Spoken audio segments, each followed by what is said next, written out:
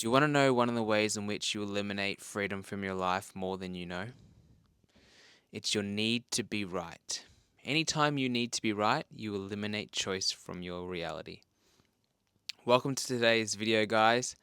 My name is Sam Berry, and in today's video, I want to talk about being right and how much that dynamically limits you and the creation of your life and what is possible and what you could be choosing, and to explore what else is possible beyond it, to give you guys more freedom and to actually be able to step into the infinite choice that is available to you if you were willing to. And so, in this reality, being right has been made valuable. Because if you're not right, you're wrong. And nobody wants to be wrong. Everyone wants to be right. And so they will fight to be right. And they will destroy relationships, possibilities, the creation of their lives in order to be right. How many people do you know in your life need to be right all the time, and it doesn't matter how they go about it to prove they're right, they will go there and they'll prove that they were right. They will fight to the death to prove the rightness of their point of view. And there might be yourself, maybe in your relationship with your partner, with your family, at work. You have this need of being right all the time. And it doesn't matter how much, to what extent you go to be right. The value for you is I'm right, you're wrong. I know it's right, my point of view is right. And so what that does is it actually puts us in a box and it limits everything. Because now, for us, like if we have a point of view and we need to be right for that point of view, as an example, all that can show up in our lives is that point of view. And all we will receive is what aligns and agrees with that judgment, that point of view is right, nothing else. We won't receive anything else because you only receive what aligns and agrees with your judgment. And when you have a judgment that your point of view is right, that's all you're going to receive. So it doesn't matter if somebody's here telling you something else, you put the blinders on and you're only going to receive information that aligns with your point of view that this is right. And so you eliminate receiving. You eliminate choice. You eliminate possibilities. You eliminate anything else being a possibility beyond the point of view you have because you're tunnel visioned into being right for your point of view. And then when somebody else goes against your point of view or has something else to say, you will need to defend and be right and prove and protect that your point of view is right. And so it creates a fight in your life because you have to uphold this point of view you have. You have to uphold this rightness. And it can be points of views, it can be the self-image you have of you and what you believe is right about you, and you'll defend your self-image. Could be about what's right about your relationship, with your work, with your creations, whatever it is. Anywhere that you need to be right for something, you eliminate freedom from your reality. And so, how much do you fight in order to be right? And, people become so belittling to other people when they're on their high horse of needing to be right. I'm not sure. Potentially, maybe in your family or in your relationship you have, and then someone's needing to be right, and they start being mean. They start calling the other person names, or they start being abusive potentially, just in order to be right for their point of view or for whatever it is they're saying. And we have to start to look at where have we made being right so valuable, and what if something else was possible? Because when you're in rightness, when you're doing right, you're in duality, which means there's a wrongness to it. So everything that you've judged as right about you, your relationship, your life, there is also now a wrongness to it because you're in duality. You just won't receive the wrongness to it because you only receive what aligns with your judgment about. And in this example, it's that it's right.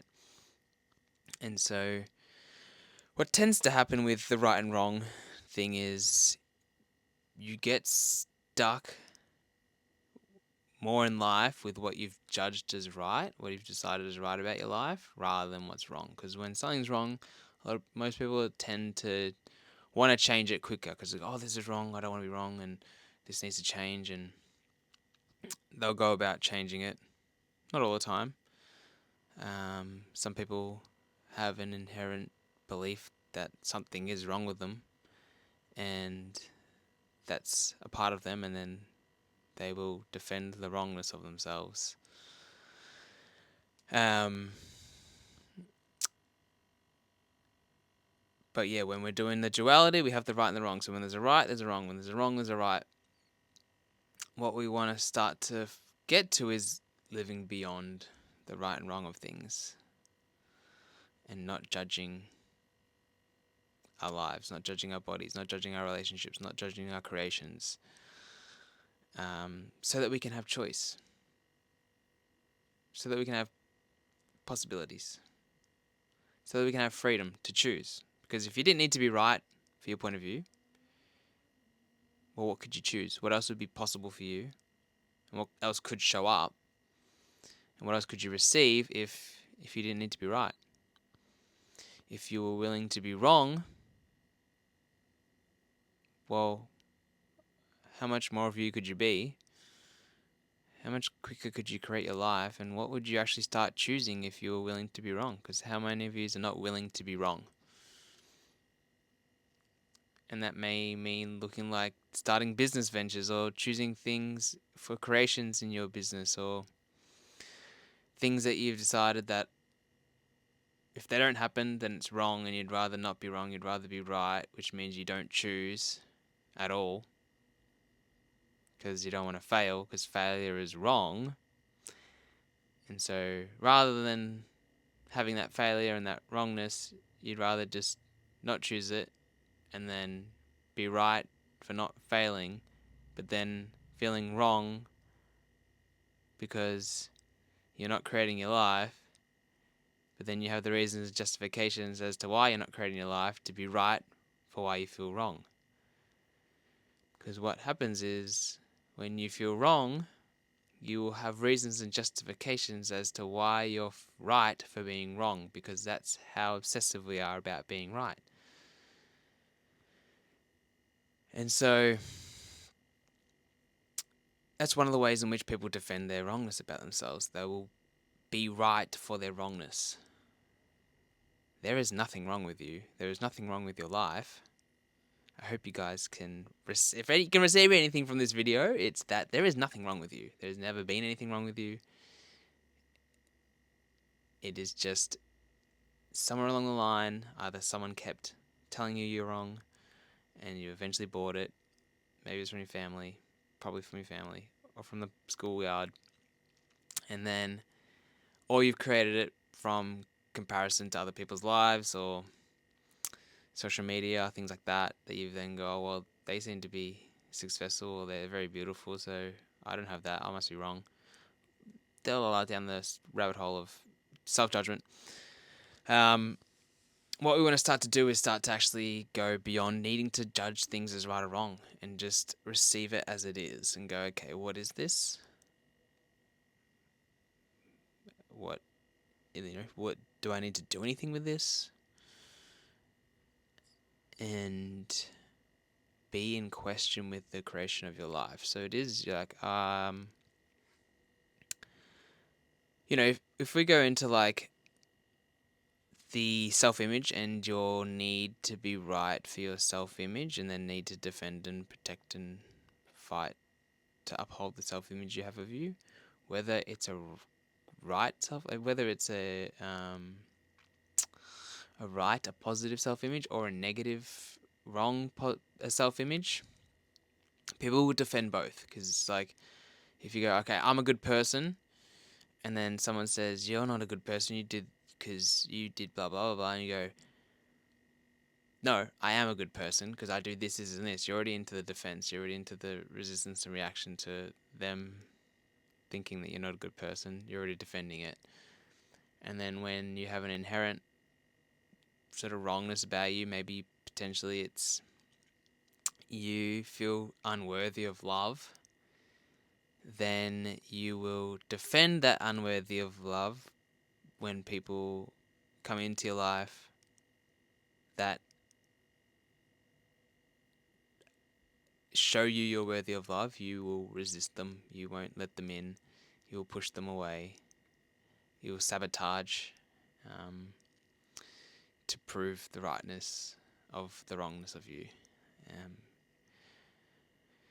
which is one of the ways in which we unconsciously defend the wrongness of ourselves. Um, so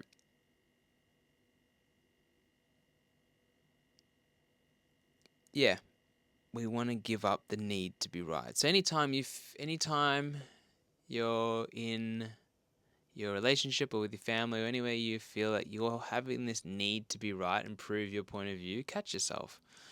Oh, I'm needing to be right here. Okay, well, if I didn't need to be right, what could I receive about this?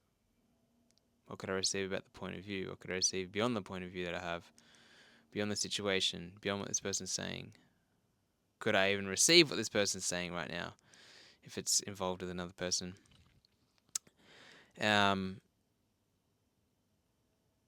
and what if I was willing to be wrong about this?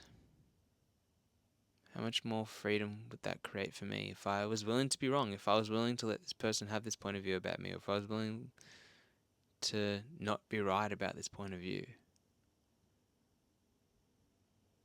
How much more ease could that create for me? How much more peace could that create for me if I didn't have to keep proving the rightness of my point of view or the rightness of me to the world, to my partner, to my family, to my friends?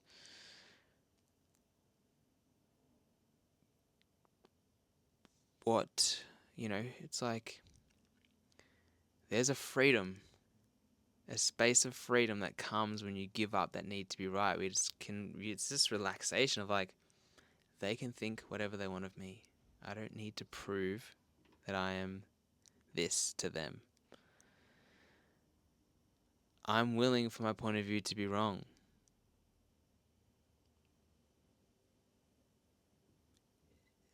You can then actually start to receive so much more and have so much more choice show up because you haven't got this need anymore. Because the need eliminates choice because you have the need's there. I need to be right. And now I'm controlled by this need because I need to be right now. I don't have any other choice. My only choice is to be right. It's my only choice. Out of infinite choice, my only choice is to be right. So I have to choose this thing. I have to uphold this point of view. I have to maintain this image. I have to insert blank and limit myself dynamically in who I could be, what I could be choosing. Limit my life dynamically of what could be showing up, what I could be receiving. Limiting my relationships dynamically as to what they could be becoming. And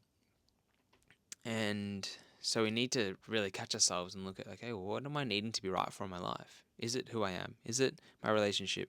Is it my job? And is it like a wrongness? I feel there's these wrongnesses of me or my relationship, but I'm defending the wrongnesses of myself or of the relationship or of my life by one of the ways is by need to be right for why I feel wrong because I'm not willing to change the wrongness or I'm not willing to acknowledge that it's not even a wrongness about me, or I'm unwilling to receive beyond the wrongness that I have of me or of my relationships, and I will just shut everything out because it's wrong, and I it's wrong. I am wrong, and therefore nothing else will change that for me. We really have to start to do some self inquiry and look at, okay, where do I think I'm wrong? Where do I think I'm right? Where am I needing to defend the rightness of me and the wrongness of me? And fight for that and fight other people for that because, a lot of the time with arguments and with people, it's They have a point of view, you have a point of view, and those two point of views come together and clash, and then it's like, oh, I'm right, no, I'm right, no, you're wrong, no, you're wrong, and then the point of views clash and they fight against each other, and it's usually not in a constructive manner. It's not in a way that's looking for a greater possibility. It's in a I'm right, you're wrong. I will fight you to the death to prove that my point of view is right and yours is wrong. And then there's yeah, it's yeah, it's just a never-ending fight to be right. So, what would it be like if you gave up the need to be right? What would that look like for you? How much are you unwilling to change your point of view?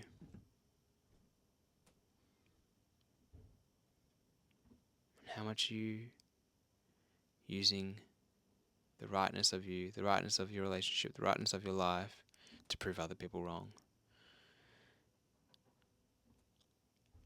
You can be right or you can be free. Your choice.